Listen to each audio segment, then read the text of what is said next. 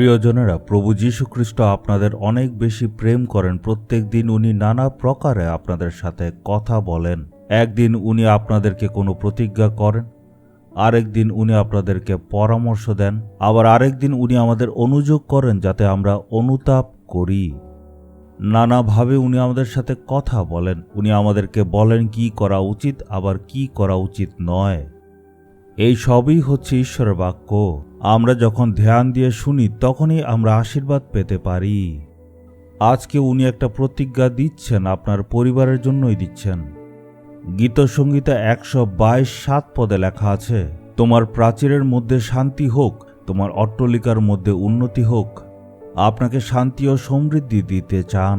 আমাদের প্রাচীর আর অট্টালিকা হচ্ছে আমাদের ঘর।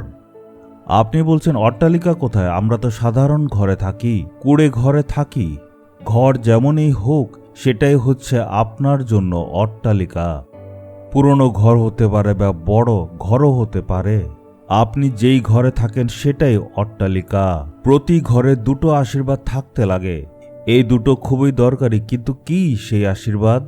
প্রথম হচ্ছে শান্তির আশীর্বাদ। ঘর যদি মহলের মতো বড় কিন্তু সেখানে শান্তি নেই, কি লাভ? কিন্তু ধরুন ঘর খুবই ছোট কিন্তু সেখানে অনেক শান্তি আছে, সেটাই কি বড় আশীর্বাদ নয়? আসলে শান্তি হচ্ছে সবচেয়ে বড় আশীর্বাদ। দ্বিতীয়, স্বাস্থ্যর আশীর্বাদ। বড় ঘর থেকে কি লাভ যদি খালি অসুস্থতাই থাকে? প্রায় আমরা হাসপাতালে যাই, খালি ওষুধ খাই। এটা কি জীবন? এই জন্য শান্তি এবং স্বাস্থ্যর আশীর্বাদই হচ্ছে সবচেয়ে বড়। এগুলিই দরকার। যাদের ঘরে এই দুটো আছে তারাই রাজা আর রানী, তারাই আনন্দে জীবনযাপন করে। ঈশ্বর প্রতিজ্ঞা করছেন তোমার জীবনে শান্তি আর সমৃদ্ধি হবে। এর জন্য উনি ক্রুশে প্রাণ দিয়েছিলেন আর রক্ত ঝরিয়েছিলেন। উনি যেহেতু আমাদের পাপ আর অভিশাপের জন্য মারা গেলেন, তাই আমরা শান্তি পেলাম। যেহেতু উনি আমাদের সকল রোগ বহন করেছেন, তাই আমরা স্বাস্থ্য পেয়েছি। এই আশীর্বাদ আপনার, আপনি সেটা গ্রহণ করতে হবে। প্রভু, আপনি বলেছেন আমার ঘরে শান্তি আর সমৃদ্ধি হবে। আমি সেটা বিশ্বাস করি। আমি চাই আমার ঘরে সেটাই হোক। আপনি যদি এমনভাবে প্রার্থনা করেন, আপনি দেখবেন আপনার ঘরে পরিবর্তন এসেছে।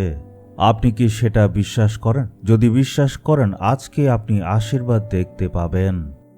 অনেকে বলে, স্যার, প্রভু আমাদেরকে অনেক সুস্থ রেখেছেন, তাই আমাদের অসুস্থতা নেই, আমরা আনন্দে আছি। আপনিও এমনই বলা উচিত। আজকে চলুন আমরা প্রার্থনা করি যাতে আপনার ঘরে আনন্দ হয়। নিজের হাত বুকে রেখে বলুন, প্রভু, আমার ঘরে যাতে শান্তি আর সুস্থতা থাকে। আপনি প্রতিজ্ঞা করেছেন, আপনি ক্রুশে মারা গেছেন যাতে আমরা শান্তিতে আর সুস্থতায় থাকতে পারি। এই আশীর্বাদ আপনি আমাদের ঘরে দিন এবং এই আশীর্বাদ আমার পরিবারে দিন। আমার ঘর যাতে শান্তিপূর্ণ এবং সুস্থ থাকে। পরিবারের প্রত্যেক সদস্যদের মধ্যে যাতে শান্তি থাকে। সব রকম রোগ যাতে দূর হয়ে যায়। এই আশীর্বাদ যাতে আমাদের জীবনে থাকে আর আমার পরিবারে যাতে পার্থক্য হয়। এই প্রার্থনা যীশু খ্রিস্টের নামে চাইলাম। Amen, amen.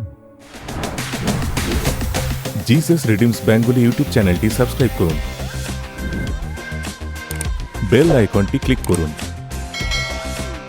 আমাদের প্রতিদিনের নতুন প্রোগ্রাম সম্পর্কে আপডেট পেতে।